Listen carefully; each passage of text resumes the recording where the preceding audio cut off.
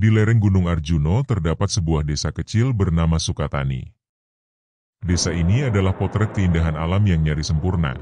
Hamparan sawah hijau membentang luas, dikelilingi pepohonan rindang yang berbisik lembut tertiup angin. Matahari pagi selalu menyapa dengan sinarnya yang hangat, sementara suara gemericik air dari sungai kecil di ujung desa menambah harmoni alam yang damai. Udara di sini segar, jauh dari polusi dan hiruk-pikuk kota besar.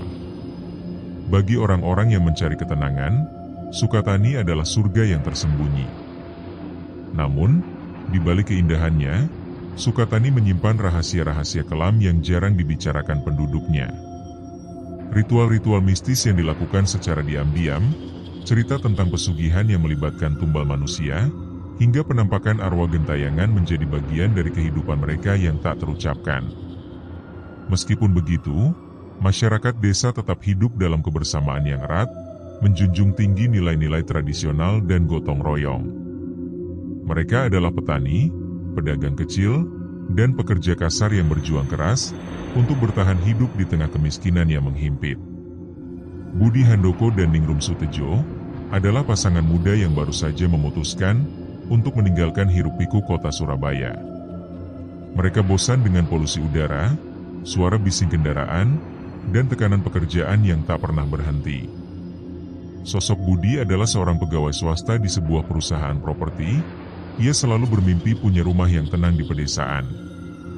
Sementara Ningrum adalah istri yang sabar dan lembut, dia mendukung sepenuhnya keputusan itu.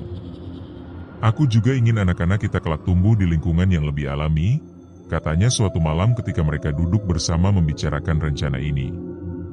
Setelah beberapa bulan mencari, akhirnya mereka menemukan tempat yang sempurna, Desa Sukatani, sebuah desa kecil di lereng Gunung Arjuno. Udara di sana segar, pemandangannya hijau, dan orang-orangnya ramah. Ada satu hal yang membuat hati mereka langsung jatuh cinta pada desa ini, sebuah rumah tua yang terletak persis di tengah sawah. Rumah itu tidak terlalu besar, tapi memiliki suasana hangat dengan atap genting merah yang sedikit lapuk, dinding kayu yang mulai pudar warnanya, serta halaman luas yang dipenuhi tanaman liar. Bagi Budi dan Ningrum, rumah ini seperti permata tersembunyi di tengah lautan hijau. Taplak lagi, mereka langsung menghubungi sang pemilik rumah, seorang nenek tua bernama Mbah Siti. Ketika bertemu, Mbah Siti tampak ramah, meski ada sesuatu yang aneh dalam tatapannya. Dia menjelaskan, rumah itu sudah lama kosong, karena anak-anaknya semua pindah ke kota. Harganya pun sangat murah, jauh di bawah ekspektasi mereka. Kalian pasti akan bahagia tinggal di sini, ujar Mbah Siti dengan senyum tipis, tapi nada bicaranya entah kenapa terdengar seperti peringatan. Tanpa banyak pikir panjang, Budi dan Ningrum langsung setuju untuk membelinya. Proses pembelian berjalan lancar, dan dalam waktu 2 minggu, mereka sudah siap untuk pindah. Barang-barang mereka dikemas dalam truk kecil, dan hari itu pun tiba. Saat mobil mereka melintasi jalan setapak menuju rumah tua di tengah sawah itu, Ningrum memandang keluar jendela dengan mata berbinar. Sawah-sawah hijau membentang luas, angin sepau-sepau menyapu wajahnya, dan burung-burung berkicau riang. Rasanya seperti mimpi yang menjadi nyata. Namun, saat mobil mereka semakin dekat dengan rumah tua itu, ada sesuatu yang mulai mengganggu perasaan Budi. Suasananya terasa aneh. Meski matahari masih bersinar cerah, bayangan rumah itu tampak lebih gelap dari yang seharusnya. Tidak ada tetangga di sekitarnya, hanya sawah dan pepohonan rindang yang seperti berbisik pelan. Ketika mereka turun dari mobil, Budi merasakan dingin yang menusuk, meskipun cuaca cukup hangat.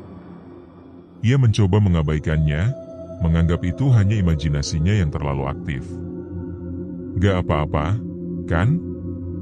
Aku yakin kita akan betah di sini," kata Ningrum sambil tersenyum, berusaha meyakinkan dirinya sendiri dan suaminya. Budi hanya mengangguk pelan, tapi matanya terus memperhatikan sekeliling dengan waspada. Sesekali ia menoleh ke arah rumah, merasa ada sesuatu, atau seseorang yang mengamati mereka, dari balik jendela kotor itu. Setelah barang-barang mereka dibawa masuk, langit mulai berubah gelap. Angin yang tadinya sejuk ini terasa lebih dingin, dan daun-daun kering berdesir di halaman, seperti bisikan tak terdengar. Budi mencoba menyalakan lampu di ruang tamu, ternyata listrik belum tersambung. Mereka harus menggunakan lilin untuk menerangi ruangan. Cahaya lilin yang bergetar membuat bayangan-bayangan di dinding bergoyang aneh, seolah hidup dan bergerak sendiri. "Aku akan keluar sebentar untuk beli minyak tanah," kata Budi, merasa butuh udara segar. Ningrum mengangguk, tapi matanya tampak ragu-ragu. "Hati-hati ya, aku tunggu di sini." Saat Budi melangkah keluar, ia merasakan hawa yang lebih mencekam. Langkah kakinya terdengar begitu keras di tanah berbatu, dan suara-suara di sekitarnya terasa semakin sunyi. Seolah-olah alam sedang menahan napas. Di kejauhan, ia melihat sesosok bayangan hitam berdiri di antara pohon-pohon, tapi ketika ia mencoba melihat lebih jelas, sosok itu lenyap begitu saja. Budi menggelengkan kepala, mencoba meyakinkan dirinya bahwa itu hanya ilusi. Namun, di dalam hati, ia tahu ada sesuatu yang tidak beres dengan rumah ini. Sesuatu yang lebih besar daripada sekadar usia bangunan yang sudah tua. Halo para sahabat album misteri. Sebelum video cerita horor ini berlanjut, ada baiknya para sahabat untuk memberikan subscribe, like dan menyebarkan video ini, sehingga memotivasi kami untuk membuat cerita video yang lebih menyeramkan, menakutkan, menarik, dan memberikan pesan-pesan positif dalam berkehidupan. Selain itu, tidak lupa menyalakan gambar lonceng, sehingga Anda menjadi penonton pertama yang mengetahui saat kami upload cerita misteri, horor, mistis, atau klinik yang terbaru, yang akan menguji keberanian Anda untuk mendengarkan dan menonton video ini sendirian. Dan, selamat menonton. Setelah kembali dari membeli minyak tanah, Budi menemukan Ningrum duduk di ruang tamu dengan lilin yang nyaris habis. Wajahnya terlihat pucat, dan ia tampak tidak tenang. "Ada apa, sayang?" tanya Budi sambil meletakkan botol minyak tanah di atas meja kayu tua, yang berderit pelan saat disentuh. Ningrum menghela napas panjang sebelum menjawab. Aku merasa ada yang mengamati kita dari luar. Aku sudah coba melihat keluar jendela, tapi nggak ada siapa-siapa. Hanya sawah dan pepohonan. Tapi, entah kenapa, rasanya nggak enak." Budi mencoba tersenyum untuk menenangkan istrinya, meski dalam hati ia juga merasakan hal serupa. Mungkin karena kita belum terbiasa tinggal di tempat baru. "Ini kan malam pertama kita di sini. Pasti cuma perasaan saja," katanya, meskipun ada suaranya sendiri terdengar kurang yakin. Mereka berdua memutuskan tidur lebih awal, berharap kelelahan setelah seharian pindahan membuat mereka cepat terlelap. Namun, ketika mereka masuk ke kamar utama, suasana mencekam itu semakin terasa kuat. Dinding kamar dipenuhi noda-noda yang sulit dijelaskan, seperti bekas coretan tangan kecil atau mungkin darah yang telah lama kering. Ada bau aneh, seperti anyir besi bercampur tanah basah, yang menyengat meski tidak terlalu kuat. "Besok kita harus bersih-bersih total," gumam Ningrum sambil menarik selimut tipis yang mereka bawa dari rumah lama. "Ini benar-benar butuh renovasi besar-besaran." Budi hanya mengangguk, tapi matanya tak lepas dari cermin tua yang tergantung di sudut kamar. Cermin itu tampak kotor dan retak di beberapa bagian, tapi ada sesuatu yang mengganggu tentang pantulan di dalamnya. Saat ia melihat sekilas, ia merasa ada bayangan hitam bergerak cepat di belakangnya. Ia langsung menoleh, tapi tidak ada siapa-siapa di sana. "Apa kamu lihat sesuatu?" tanya Ningrum, yang menyadari ekspresi tegang suaminya. "Tidak, cuma cermin ini aneh," jawab Budi, mencoba terdengar santai. Meski begitu, ia memutuskan untuk membalikan cermin itu menghadap dinding, agar tidak mengganggu pikirannya lagi. Malam semakin larut, tapi Ningrum sulit tidur. Suara-suara aneh mulai terdengar dari luar. Awalnya hanya seperti angin yang berdesir di antara padi-padi, tapi kemudian terdengar seperti bisikan-bisikan samar yang datang dari kejauhan. Bisikan itu kadang terdengar seperti orang berbicara dalam bahasa asing, kadang seperti ratapan pilu yang menusuk hati. "Budi, kamu dengar itu?" bisik Ningrum, gemetar. Budi membuka matanya perlahan. Ia juga mendengarnya, tapi berusaha meyakinkan diri bahwa itu hanya suara alam biasa. Itu pasti angin sayang. Jangan khawatir, katanya, meski suaranya terdengar ragu-ragu. Tiba-tiba, suara keras seperti pintu yang dibanting terdengar dari ruang tamu. Ningrum langsung memegang erat lengan Budi. Kita harus lihat apa yang terjadi, katanya dengan suara bergetar. Budi mengangguk, lalu meraih senter kecil yang mereka bawa. Mereka berjalan perlahan menuju ruang tamu, hati-hati agar tidak mengeluarkan suara. Ketika sampai di ruang tamu, tidak ada apa-apa. Pintu depan tertutup rapat, dan tidak ada tanda-tanda pintu itu pernah dibuka.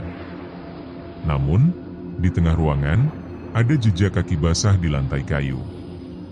Jejak itu tampak seperti milik seorang anak kecil, meninggalkan noda lumpur segar yang mengeluarkan aroma tanah basah yang menusuk. Apa ini? Ningrum hampir tidak bisa berkata-kata. Matanya membelalak ketakutan, sementara Budi berusaha tetap tenang, meski dadanya berdebar kencang. Mungkin ada tikus atau binatang lain yang masuk, kata Budi, meski tidak yakin dengan penjelasannya. Ia mencoba membersihkan jejak itu dengan kain lap, tapi semakin menghapusnya, semakin banyak jejak baru yang muncul, seolah-olah ada yang sedang bermain-main dengan mereka. Kita harus keluar dari sini, seru Ningrum, hampir menangis. Ada sesuatu yang tidak beres di rumah ini. Budi menghela napas panjang. Baiklah, kita akan pergi besok pagi. Sekarang, mari kita kunci semua pintu dan jendela. Kita harus tetap tenang. Mereka kembali ke kamar, tapi kali ini Ningrum meminta Budi untuk tidur dengan lampu senter tetap menyala. Budi pun menurutinya, meski ia tahu mereka tidak akan bisa tidur nyenyak malam itu.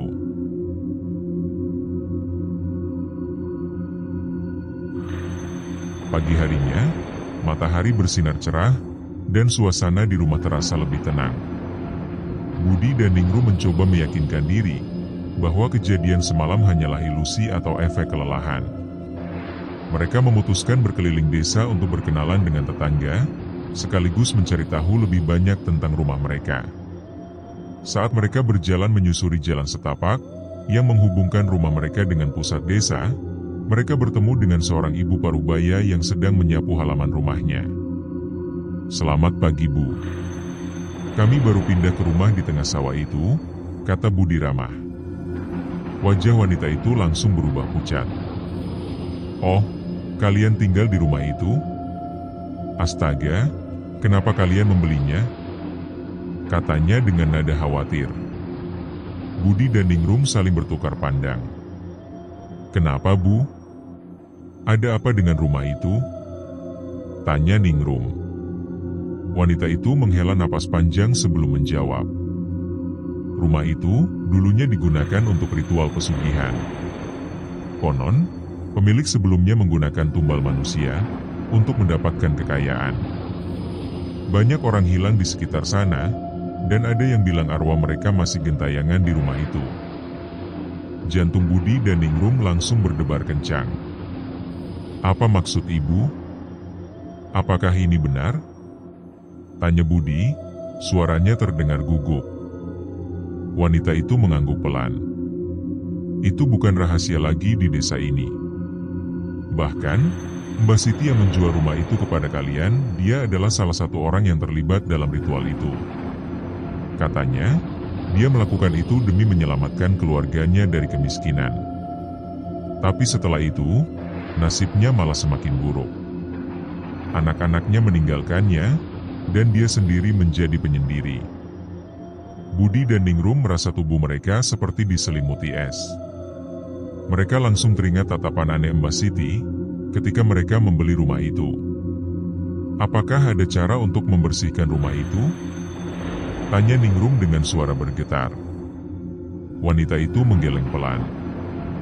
Hanya dukun kampung yang bisa membantu. Tapi, kalian harus sangat berhati-hati. Arwah-arwah itu tidak suka diganggu. Setelah berbincang sejenak, Budi dan Ningrum memutuskan mencari dukun kampung yang dimaksud. Mereka berharap ada cara untuk mengusir kegelapan yang mulai merasuki rumah mereka.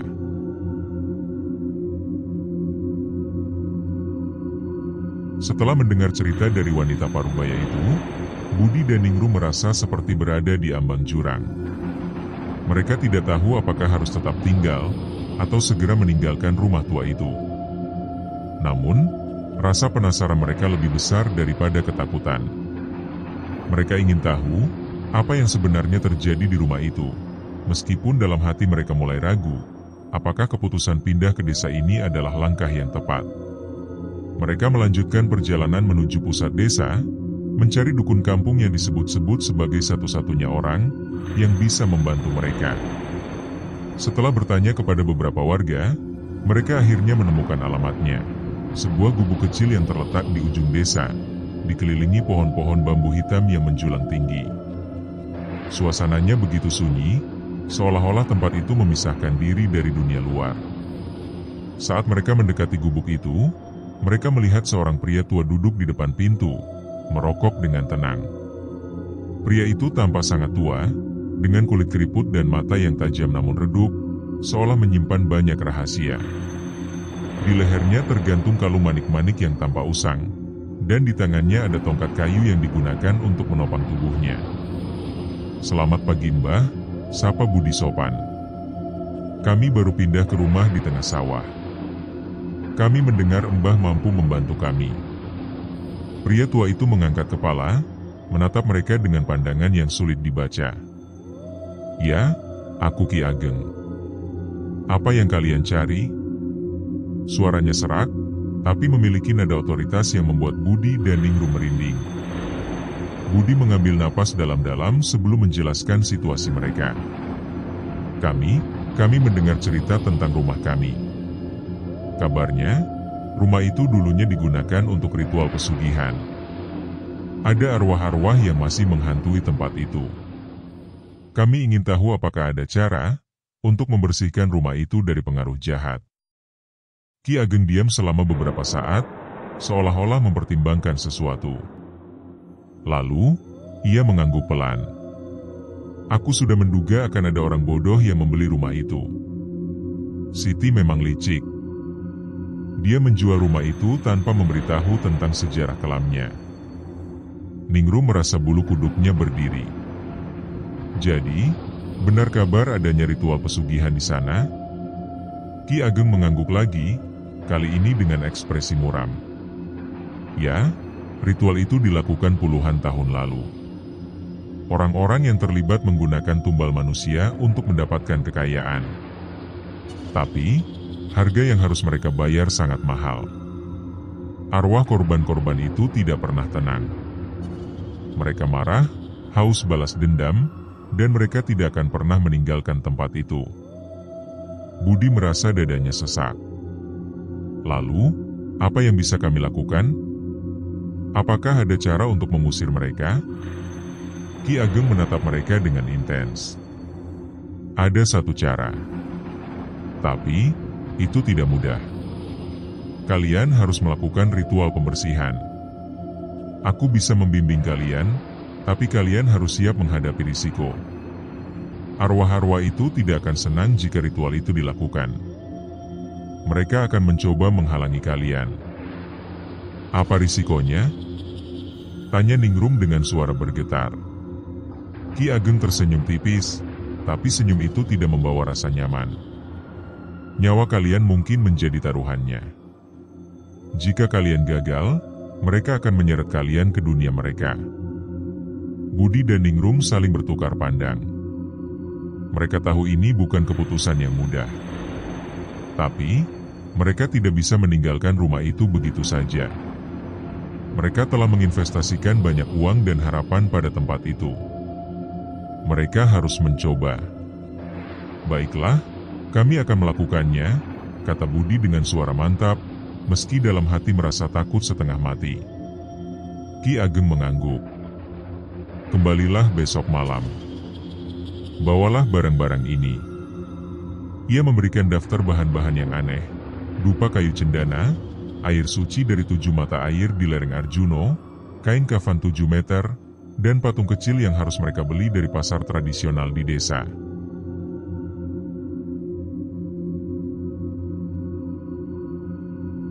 Hari itu berlalu dengan cepat, meskipun rasanya seperti mimpi buruk bagi Budi dan Ningrum.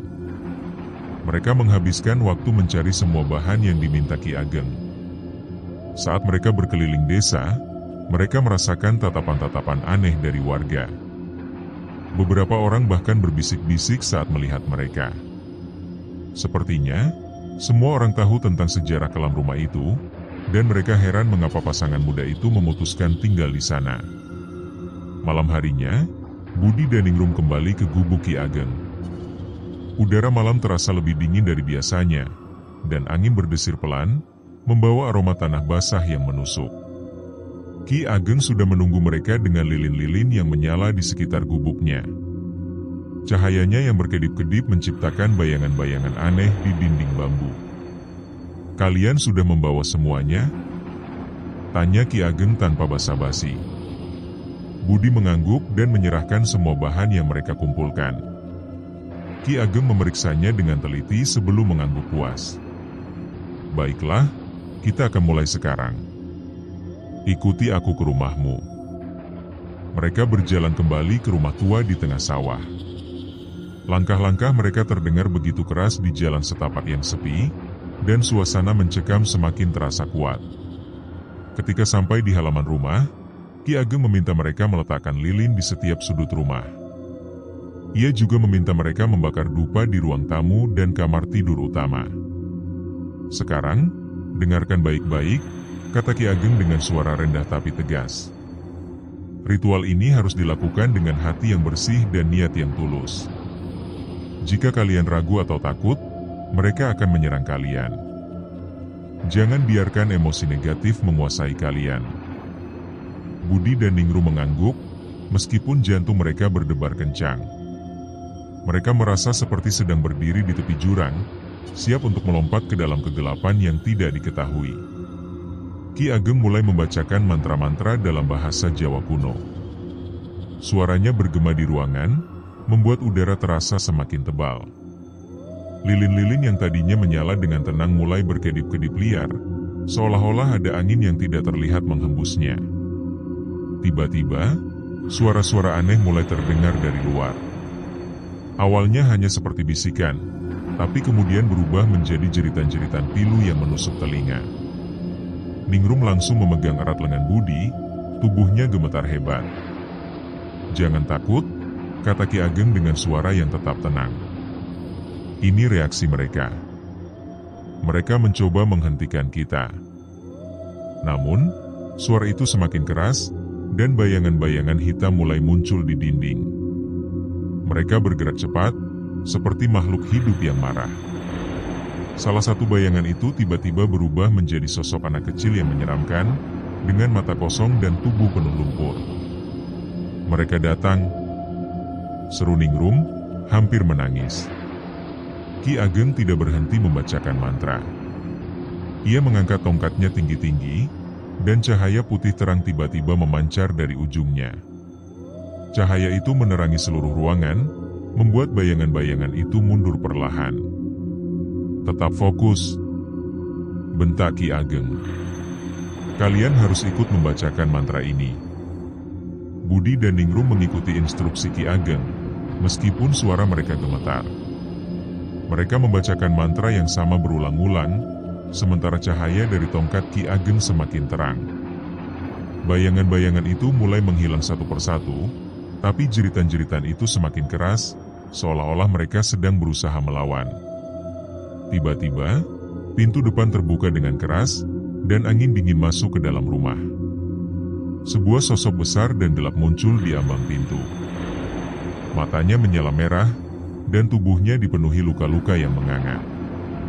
Itu adalah pemimpin arwah-arwah itu, entitas yang paling kuat dan paling marah. "Kalian tidak bisa mengusirku," raungnya dengan suara yang menggelegar. Ki Ageng mengangkat tongkatnya lebih tinggi, dan cahaya putih itu berubah menjadi api biru yang menyala-nyala. "Pergi dari sini," Tempat ini bukan milikmu lagi. Entitas itu melolong keras, tapi cahaya api biru itu terlalu kuat baginya. Tubuhnya mulai meleleh seperti lilin yang terbakar, jeritannya semakin memilukan. Akhirnya, ia lenyap, meninggalkan keheningan yang mendalam. Ki Ageng menurunkan tongkatnya, napasnya tersengal-sengal. Ritual ini berhasil. Tapi, ingat, mereka mungkin akan kembali jika kalian tidak menjaga rumah ini dengan baik. Budi dan Ningrum duduk di lantai, tubuh mereka lemas karena ketegangan. Mereka tidak tahu, apakah ini akhir dari segalanya, atau hanya awal dari sesuatu yang lebih besar.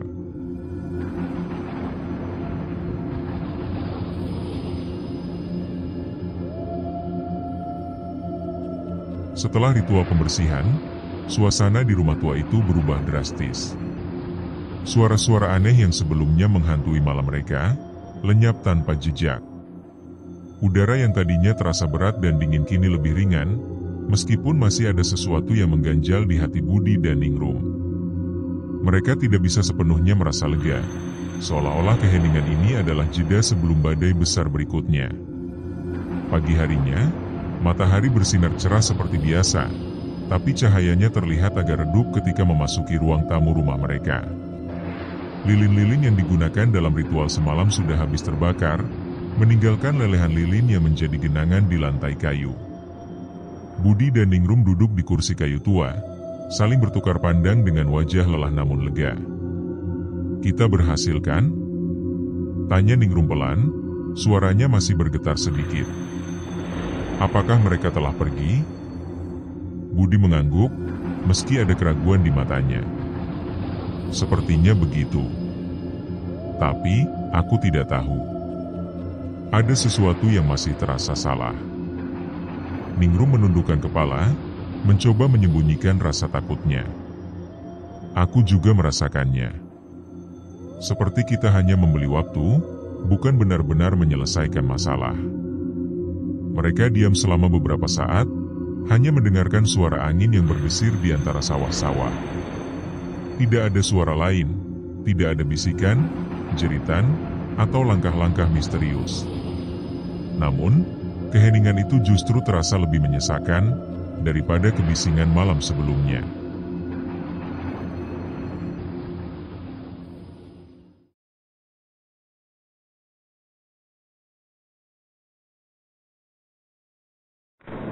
Beberapa hari berlalu tanpa insiden apapun. Budi dan Ningrum mulai merasa lebih nyaman tinggal di rumah itu. Mereka mulai membersihkan dan merenovasi bagian-bagian rumah yang rusak. Dinding-dinding rumah dicat ulang, lantai kayu diperbaiki, dan jendela-jendela yang retak diganti. Rumah itu perlahan-lahan mulai terlihat lebih hidup, meskipun ada beberapa sudut yang tetap terasa dingin dan gelap, seolah-olah menolak disentuh sinar matahari. Namun, pada malam kelima setelah ritual, keanehan mulai muncul lagi. Awalnya hanya hal-hal kecil, seperti suara pintu yang berderit meskipun tidak ada angin, atau bayangan yang melintas cepat di ujung mata. Budi mencoba mengabaikannya, menganggap itu hanya efek dari kelelahan, setelah seharian bekerja keras memperbaiki rumah. Tapi Ningrum tidak bisa begitu saja melupakan firasat buruknya. "Mungkin kita harus pergi," kata Ningrum suatu malam ketika mereka duduk di ruang tamu. "Aku tidak bisa terus begini. Aku merasa seperti kita sedang diawasi setiap saat." Budi menghela napas panjang. "Tapi kita sudah menghabiskan banyak uang untuk rumah ini. Dan Ki Ageng bilang ritual itu berhasil. Mungkin kita hanya butuh waktu untuk benar-benar tenang." Ningrum menatap suaminya dengan mata berkaca-kaca. "Apa kamu tidak merasakan hal yang sama? Ada sesuatu yang tidak beres. Kita tidak bisa terus pura-pura semuanya baik-baik saja." Sebelum Budi sempat menjawab, lampu di ruang tamu tiba-tiba padam. Gelap total menyelimuti ruangan, udara langsung terasa lebih dingin. Ningrum langsung memegang erat lengan Budi, tubuhnya gemetar hebat. "Budi, ada seseorang di sini," bisiknya, suaranya hampir tak terdengar. Budi meraih senter kecil, yang selalu mereka simpan di meja. Ketika ia menyalakannya, cahaya kuning pucat itu menyorot ke arah cermin tua yang mereka balikkan menghadap dinding pada malam pertama mereka di sana. Cermin itu kini menghadap ke ruangan lagi, entah siapa yang membalikannya. Di dalam pantulan cermin, ada sosok hitam yang berdiri tepat di belakang mereka. Budi dan Ningrum langsung berbalik, tapi tidak ada siapa-siapa di sana. Saat mereka kembali menatap cermin, sosok itu masih ada, kali ini lebih jelas. Wajahnya penuh lumpur, matanya kosong, dan mulutnya terbuka lebar seolah-olah ingin berteriak. Apa-apa itu? Ningrum hampir menangis. Budi tidak menjawab. Ia langsung berlari ke cermin itu dan membalikannya kembali menghadap dinding. Tapi sebelum sempat melakukannya, cermin itu pecah dengan sendirinya, mengeluarkan suara yang sangat keras. Pecahan kaca bertebaran ke lantai, dari dalam cermin itu muncul asap hitam pekat, yang langsung menyebar ke seluruh ruangan. Asap ini seperti malam itu. Seru Budi, ingatannya kembali ke ritual pembersihan yang mereka lakukan bersama Ki Ageng. Asap itu mulai membentuk sosok-sosok hitam, yang bergerak cepat di sekitar ruangan. Mereka seperti arwah-arwah yang marah, dengan tangan-tangan panjang yang mencoba meraih Budi dan Ningrum. Ningrum berteriak histeris, sementara Budi berusaha melindungi istrinya dengan tubuhnya. "Kita harus keluar dari sini," teriak Budi, menarik tangan Ningrum menuju pintu depan. Namun, pintu itu tertutup rapat, seolah-olah ada kekuatan yang menahannya. Sosok-sosok hitam itu semakin dekat, suara mereka seperti jeritan pilu yang menusuk telinga. Budi mencoba membuka pintu dengan paksa, tapi tidak berhasil. Asap hitam itu mulai memenuhi paru-paru mereka, membuat mereka sulit bernapas. Tidak ada jalan keluar, gumam Ningrum. Air mata mengalir deras di pipinya. Tiba-tiba, suara langkah kaki terdengar dari luar. Seseorang mengetuk pintu dengan keras. "Buka pintunya. Cepat."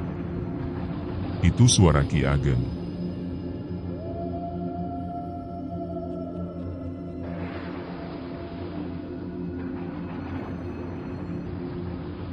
Budi langsung membuka pintu dengan segenap tenaga, dan Ki Ageng masuk dengan tongkatnya yang menyala biru. Cahaya dari tongkat itu langsung memancar ke seluruh ruangan, membuat asap hitam itu mundur perlahan.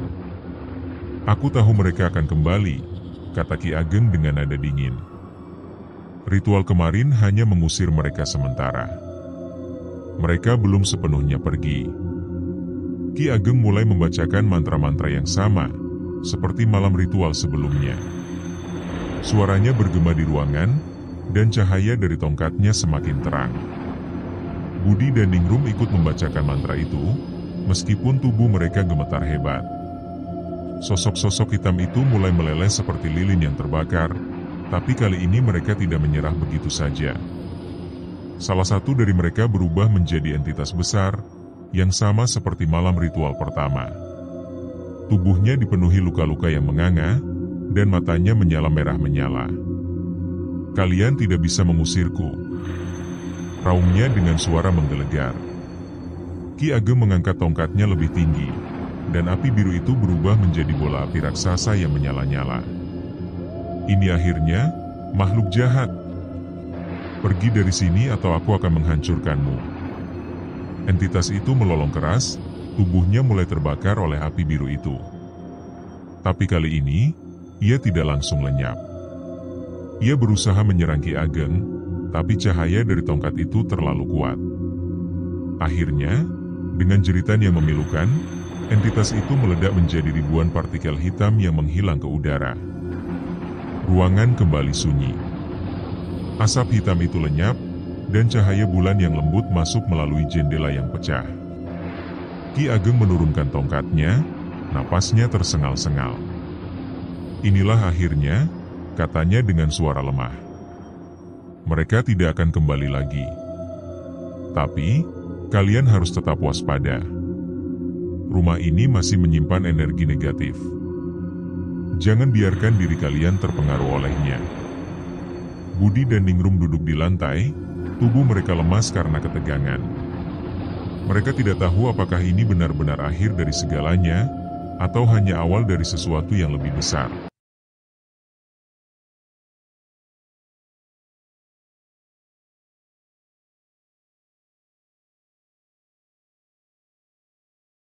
Malam itu, setelah pertempuran melawan entitas besar yang marah, Budi dan Ningrum merasa seperti baru saja lolos dari maut. Tubuh mereka lemas, tapi pikiran mereka masih dipenuhi ketegangan. Ki Ageng duduk di kursi kayu tua yang tersisa. Wajahnya pucat namun tetap tenang. Ia tampak seperti seseorang yang telah melalui banyak hal serupa sebelumnya. "Kalian harus memperbaiki rumah ini sepenuhnya," kata Ki Ageng dengan suara pelan namun tegas. "Tidak hanya fisiknya, tapi juga energinya. Tempat ini menyimpan luka mendalam, dan jika kalian tidak membersihkan sepenuhnya, kegelapan itu bisa kembali." Budi mengangguk pelan. "Apa yang harus kami lakukan, Pak?" Ki Ageng mengambil napas panjang sebelum menjawab. "Ada satu ritual lagi yang harus kalian lakukan. Ritual ini lebih sederhana daripada yang kemarin, tapi membutuhkan waktu dan kesabaran. Kalian harus membakar dupa kayu cendana setiap malam selama 7 hari berturut-turut, tepat pada tengah malam. Selain itu, kalian harus menanam bunga kenanga di setiap sudut halaman rumah. Kenanga adalah simbol penyucian dalam tradisi kami. Jika dilakukan dengan benar, energi negatif di rumah ini akan perlahan-lahan lenyap." Ningrum menatap Ki Ageng dengan mata penuh harap. Apakah ini akan benar-benar mengakhiri semuanya? Ki Ageng diam sejenak sebelum menjawab. "Aku tidak bisa menjanjikan apapun. Tapi jika kalian melakukan semuanya dengan hati yang bersih, ada kemungkinan besar tempat ini akan menjadi aman untuk kalian tinggali." Setelah memberikan instruksi terakhir, Ki Ageng berdiri dan berjalan keluar dari rumah tanpa banyak bicara lagi. Budi dan Ningrum hanya bisa menatap punggungnya yang semakin menjauh, meninggalkan mereka berdua dalam keheningan yang sunyi.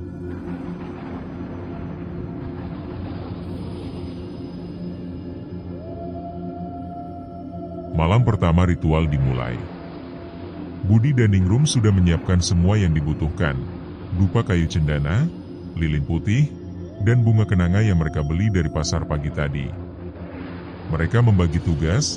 Budi bertanggung jawab membakar dupa, sementara Ningrum menanam bunga kenanga di sudut-sudut halaman. Pukul 12 malam tepat, Budi menyalakan dupa di ruang tamu. Asapnya yang tipis mulai menyebar, menciptakan aroma yang menenangkan. Namun, meskipun suasana terasa lebih damai, ada sesuatu yang masih mengganggu perasaan mereka. Udara terasa lebih tebal, seperti ada kehadiran tak kasat mata yang mengamati mereka. Di luar, Ningrum sedang menanam bunga kenanga di dekat jendela kamar tidur utama. Tanahnya basah karena hujan ringan yang turun sore tadi, membuat pekerjaannya lebih mudah. Namun, saat menancapkan bunga terakhir di sudut halaman belakang, ia merasakan dingin yang menusuk tulang. Ia menoleh ke arah sawah, dan di kejauhan, ia melihat sosok hitam kecil berdiri di antara padi-padi. Sosok itu lagi, gumam Ningrum, tubuhnya gemetar hebat. Ia ingin berteriak memanggil Budi, tapi suaranya tercekat di tenggorokan. Sosok itu menatapnya dengan mata kosong, lalu perlahan-lahan menghilang ke dalam kegelapan. Ningrum buru-buru masuk rumah, menutup pintu rapat-rapat. Budi langsung menyambutnya dengan ekspresi khawatir. "Ada apa? Kamu terlihat pucat." Aku melihatnya lagi," kata Ningrum dengan suara bergetar. Sosok itu, dia ada di sawah. Budi meraih tangan istrinya, mencoba menenangkannya. "Mungkin itu hanya bayangan. Jangan terlalu dipikirkan. Kita harus fokus pada ritual ini." Namun, sepanjang malam, mereka tidak bisa tidur nyenyak. Suara-suara aneh mulai terdengar lagi, seperti bisikan-bisikan samar yang datang dari dinding-dinding rumah. Kadang-kadang, mereka mendengar langkah-langkah kaki di atap, seolah-olah ada seseorang berjalan di sana. Setiap kali mereka mencoba mencari tahu, tidak ada siapa-siapa.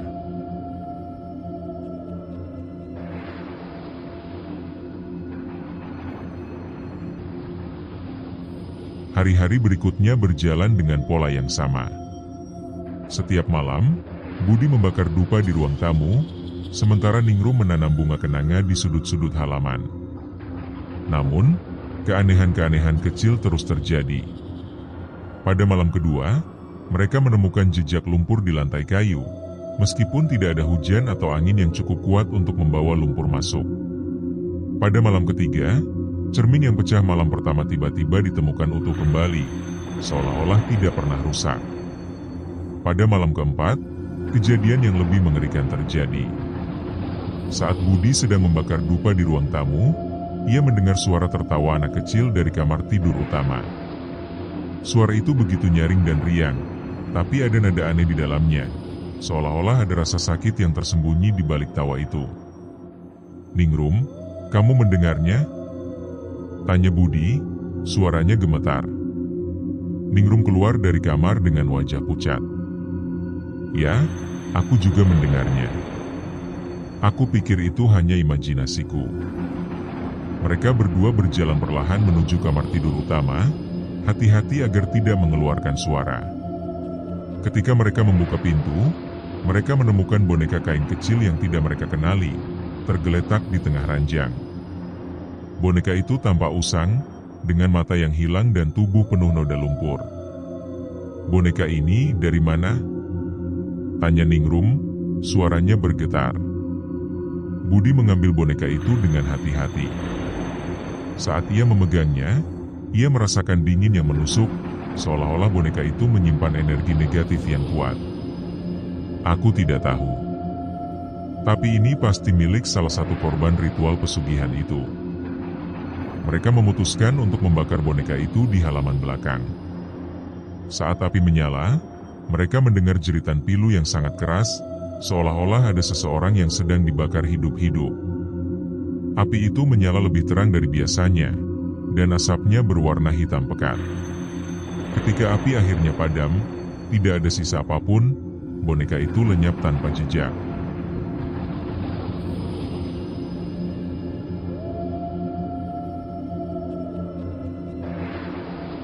Malam ketujuh, malam terakhir ritual tiba. Budi dan Ningrum merasa tegang, tapi juga lega. Ini adalah malam penentuan, malam di mana mereka akan mengetahui apakah ritual ini berhasil atau tidak. Pukul 12 malam tepat, Budi membakar dupa kayu cendana terakhir di ruang tamu. Ningrum duduk di sampingnya, memegang erat tangannya.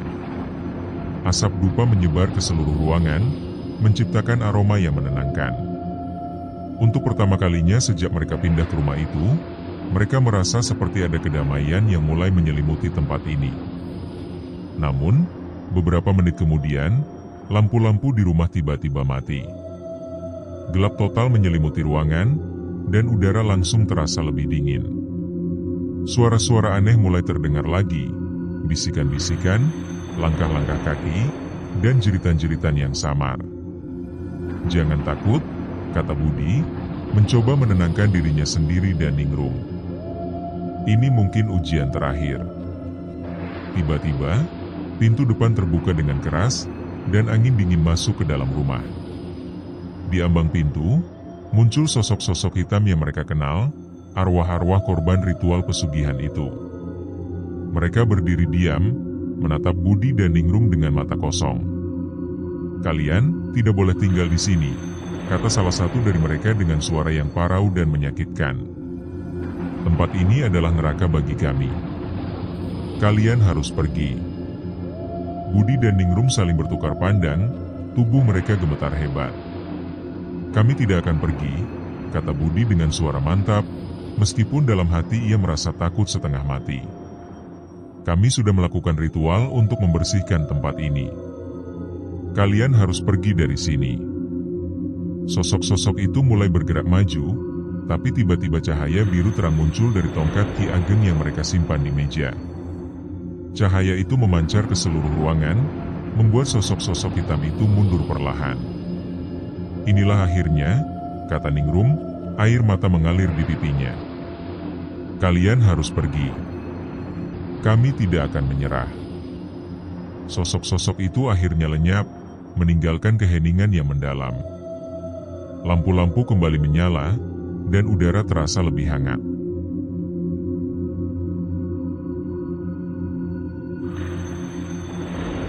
Setelah malam terakhir ritual penyucian, suasana di rumah tua itu berangsur-angsur membaik. Budi dan Ningrum mulai merasa lebih nyaman tinggal di sana. Tidak ada lagi suara-suara aneh, bayangan hitam, atau kejadian misterius yang mengganggu. Mereka melanjutkan renovasi rumah dengan semangat baru, mencoba mengubah tempat itu menjadi rumah impian mereka. Namun, meskipun segalanya tampak baik-baik saja, ada sesuatu yang masih mengganjal di hati mereka. Suasana di rumah itu tetap terasa sedikit berbeda. Ada aura yang sulit dijelaskan, seperti bekas luka yang tidak sepenuhnya sembuh. Setiap kali mereka melewati sudut-sudut tertentu di rumah, terutama di dekat cermin tua yang pernah pecah, mereka merasakan hawa dingin yang menusuk tulang. Apakah kamu juga merasakannya? Tanya Ningrum suatu sore ketika mereka sedang duduk di ruang tamu. Ada sesuatu yang masih belum benar-benar hilang. Budi mengangguk pelan. Aku juga merasakannya. Tapi mungkin ini hanya efek dari semua kejadian sebelumnya. Kita butuh waktu untuk benar-benar pulih. Ningrum menundukkan kepala, mencoba menyembunyikan rasa cemasnya. Aku hanya takut apa yang akan terjadi jika kita salah.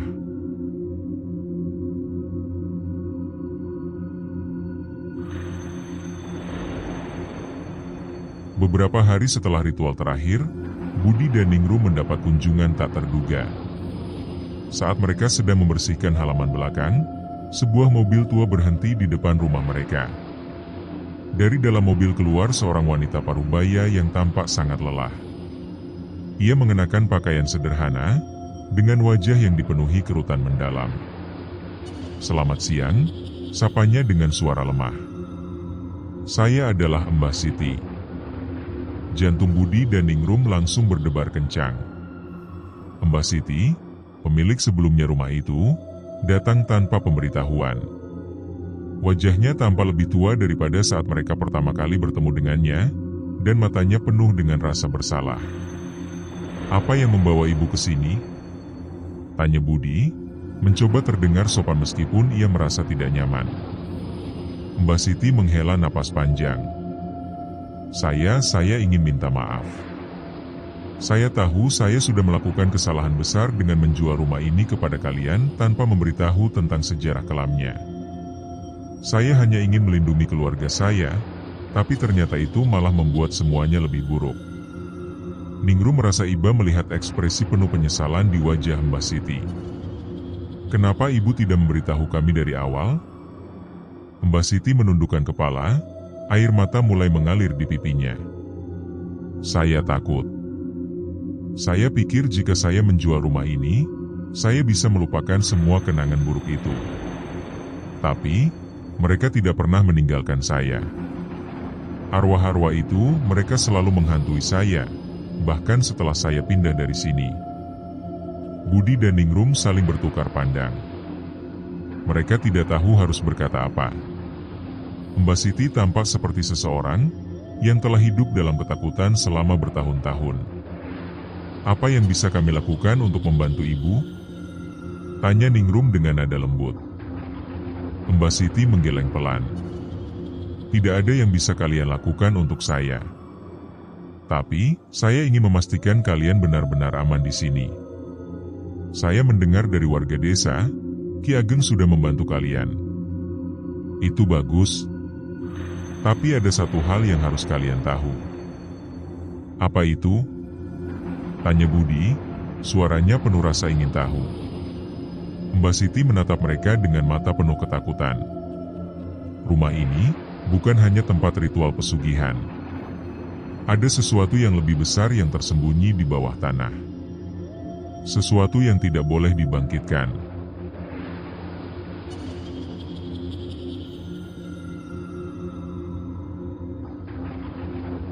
Kata-kata Mbak Siti membuat Budi dan Ningrum merinding.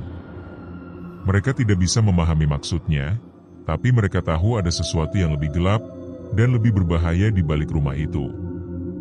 Apa maksud ibu? Apa yang ada di bawah tanah? Tanya Budi dengan suara gemetar. Mbak Siti diam sejenak sebelum menjawab. Saat ritual pesugihan dilakukan, ada sesuatu yang dibangkitkan. Entitas yang lebih kuat daripada arwah-arwah korban. Kami tidak tahu apa itu, tapi kami tahu itu tidak boleh dilepaskan. Kami menutupnya dengan simbol-simbol kuno di bawah tanah, di ruang bawah tanah yang tersembunyi. Budi dan Ningrum saling bertukar pandang, kaget. Mereka tidak pernah mengetahui ada ruang bawah tanah di rumah itu. Di mana ruang bawah tanah itu? Tanya Ningrum. Mbak Siti menggeleng. Saya tidak tahu persis. Tapi saya ingat ada pintu rahasia di dapur. Hanya orang-orang tertentu yang tahu cara membukanya. Setelah Mbak Siti pergi, Budi dan Ningrum langsung menuju dapur. Mereka memeriksa setiap sudut, mencari pintu rahasia yang dimaksud. Setelah beberapa saat, Budi menemukan sesuatu yang aneh di dinding dapur, sebuah batu bata yang sedikit menonjol. Ketika ia menekannya, dinding itu bergerak, membuka jalan menuju tangga sempit yang menuju ke bawah. Kita harus masuk ke sana, kata Budi dengan suara mantap, meskipun tubuhnya gemetar hebat. Ningrum mengangguk, meskipun ia merasa takut. Baiklah, tapi kita harus hati-hati.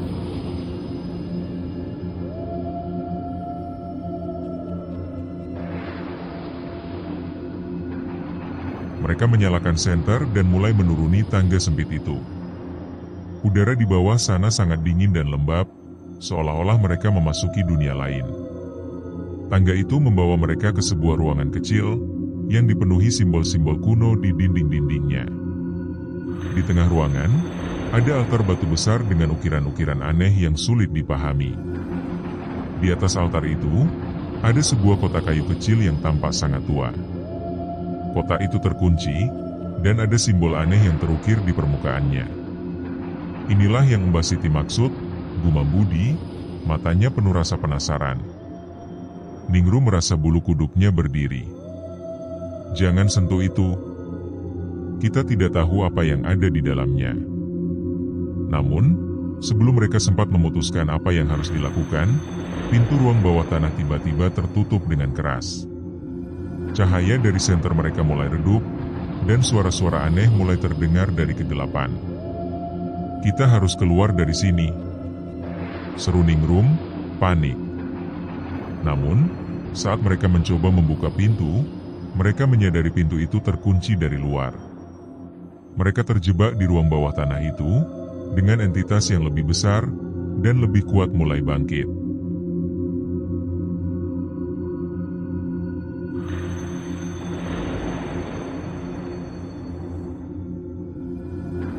Di dalam ruang bawah tanah yang gelap dan pengap, Budi dan Ningrum merasa seperti terperangkap dalam mimpi buruk. Cahaya senter mereka semakin redup, hingga akhirnya mati sepenuhnya, meninggalkan mereka dalam kegelapan total. Udara di sekitar mereka semakin dingin, seolah-olah suhu ruangan turun drastis hanya dalam hitungan detik. Napas mereka mulai terlihat seperti asap putih di udara. Kita harus mencari cara untuk keluar dari sini, bisik Ningrum dengan suara bergetar, tubuhnya gemetar hebat karena ketakutan. Budi meraba-raba dinding batu yang dingin, mencoba mencari pintu atau celah apapun yang bisa membantu mereka melarikan diri. Namun, saat tangannya menyentuh simbol-simbol kuno yang terukir di dinding, ia merasakan getaran aneh yang menjalar dari ujung jarinya hingga ke seluruh tubuhnya. Seolah-olah simbol-simbol itu hidup dan sedang memperingatkannya. Jangan sentuh simbol-simbol itu, seru Ningrum, suaranya penuh kepanikan. Aku tidak tahu apa yang akan terjadi jika kita mengganggunya. Namun, sudah terlambat. Begitu Budi menyentuh salah satu simbol, suara gemuruh rendah mulai terdengar dari bawah altar batu. Tanah di bawah kakinya mulai bergetar pelan, lalu semakin keras, seolah-olah ada sesuatu yang besar sedang bangkit dari kedalaman bumi. Kita telah membangunkannya, gumam Budi, suaranya dipenuhi rasa takut dan penyesalan. Altar batu di tengah ruangan mulai retak, dan cahaya merah menyala muncul dari celah-celahnya. Suara raungan yang dalam dan menggelegar menggema di seluruh ruangan, membuat telinga mereka berdenging. Dari dalam altar, entitas itu mulai muncul, sebuah makhluk raksasa dengan tubuh yang terbuat dari api hitam dan mata yang menyala merah menyala. Apa-apa itu? Tanya Ningrum, tubuhnya gemetar hebat hingga ia hampir tidak bisa berdiri. Itu entitas yang Mbak Siti bicarakan, jawab Budi, suaranya hampir tidak terdengar karena gemuruh yang semakin keras. Entitas itu menatap mereka dengan mata kosong namun penuh kemarahan. Tubuhnya yang terbakar api hitam melepaskan panas luar biasa, tapi anehnya, udara di sekitar mereka tetap dingin. Ia mulai bergerak perlahan menuju Budi dan Ningrum. Langkah-langkahnya membuat tanah berguncang. Kita harus melakukan sesuatu, teriak Ningrum, air mata mengalir deras di pipinya. Budi mencoba berpikir cepat. Ia melihat kotak kayu kecil yang masih terkunci di atas altar. Mungkin kotak itu adalah kuncinya. Mungkin kita bisa menggunakan kotak itu untuk menghentikannya. Ningrum mengangguk, meskipun ia tidak yakin apakah ide itu akan berhasil. Mereka berdua berlari menuju altar, berusaha menghindari langkah-langkah raksasa entitas itu. Namun, setiap kali mereka mendekat, entitas itu melepaskan gelombang energi hitam yang membuat mereka terlempar ke belakang.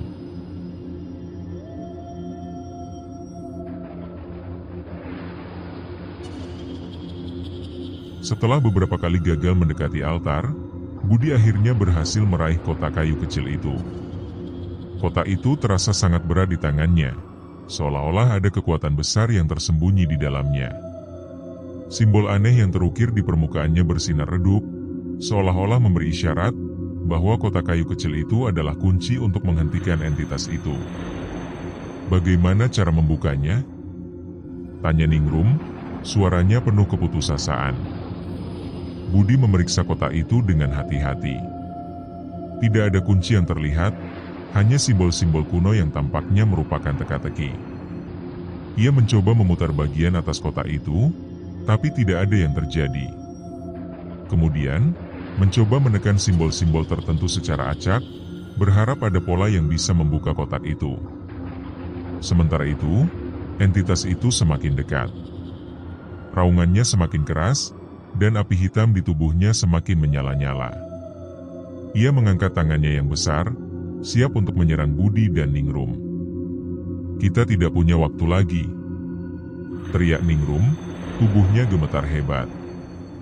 Tiba-tiba, Budi ingat sesuatu yang Ki Ageng katakan selama ritual pembersihan pertama.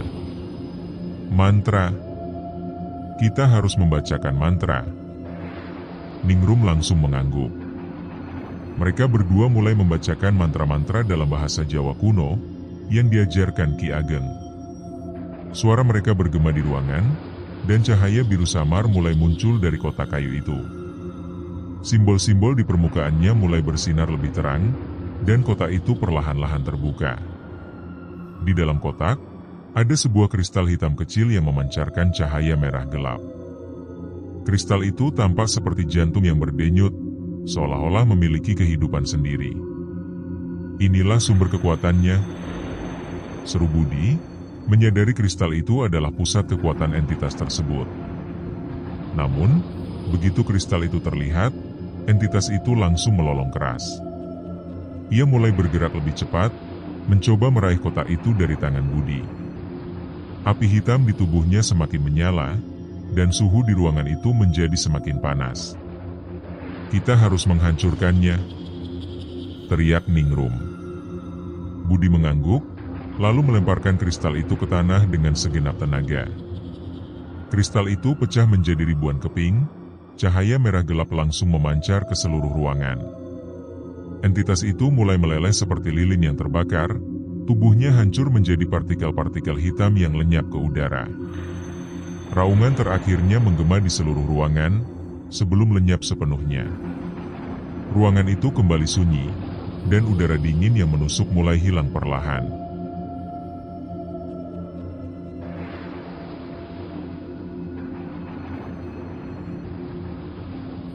Setelah entitas itu lenyap, pintu ruang bawah tanah tiba-tiba terbuka dengan sendirinya. Cahaya matahari yang lembut masuk ke dalam ruangan, membuat suasana terasa lebih hangat dan damai. Budi dan Ningrum saling bertukar pandang, tubuh mereka lemas akibat ketegangan yang baru saja mereka alami. "Apakah ini benar-benar akhirnya?" tanya Ningrum, suaranya penuh harap. Budi mengangguk pelan. "Sepertinya begitu. Tapi aku tidak tahu apakah kita benar-benar aman sekarang." Mereka keluar dari ruang bawah tanah dengan hati-hati, merasa seperti baru saja lolos dari neraka. Rumah itu kini terasa lebih ringan, seolah-olah beban berat yang selama ini menekannya telah hilang. Namun, ada sesuatu yang masih mengganjal di hati mereka, rasa waspada yang tidak bisa sepenuhnya hilang. Beberapa hari kemudian, mereka memutuskan mengubur kotak kayu itu di halaman belakang, jauh dari rumah. Mereka juga menanam lebih banyak bunga kenanga di sekitar halaman, berharap agar energi negatif yang tersisa benar-benar lenyap. Ki Ageng datang untuk memeriksa rumah itu sekali lagi. Setelah melihat-lihat, ia mengangguk puas. "Kalian telah melakukan yang terbaik. Tempat ini sekarang aman. Tapi ingat, jangan pernah mengganggu apa yang sudah kalian kubur." Budi dan Ningrum mengangguk, berjanji tidak akan pernah membuka kota itu lagi. Mereka merasa lega, meskipun mereka tahu ada rahasia-rahasia yang mungkin tidak akan pernah mereka pahami sepenuhnya.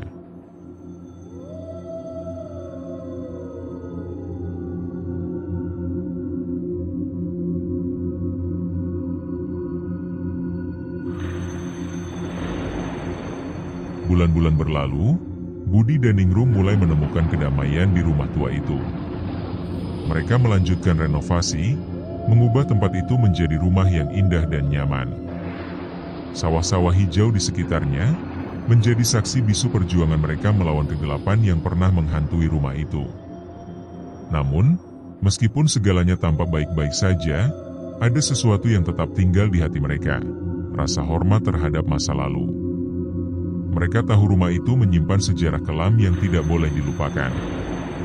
Dan meskipun mereka telah berhasil mengusir kegelapan, mereka tahu ada kekuatan-kekuatan lain di dunia ini yang tidak bisa sepenuhnya dikendalikan. Suatu malam, saat mereka duduk di halaman belakang menikmati angin sepal-sepai, Ningrum menatap ke arah sawah yang luas. "Apa menurutmu kita benar-benar aman sekarang?" Budi tersenyum tipis. "Aku tidak tahu. Tapi selama kita tetap bersama dan menjaga hati kita tetap bersih, aku percaya kita akan baik-baik saja." Ningrum mengangguk, lalu meraih tangan suaminya. Mereka duduk diam, menikmati keheningan malam yang damai. Di kejauhan, bintang-bintang bersinar terang di langit malam, seolah-olah memberi mereka isyarat bahwa kegelapan telah berlalu. Namun, di sudut halaman belakang, di tempat kotak kayu itu dikubur, bunga kenanga yang mereka tanam mulai layu satu persatu. Seperti ada sesuatu yang masih menunggu kesempatan untuk bangkit kembali. Tamat.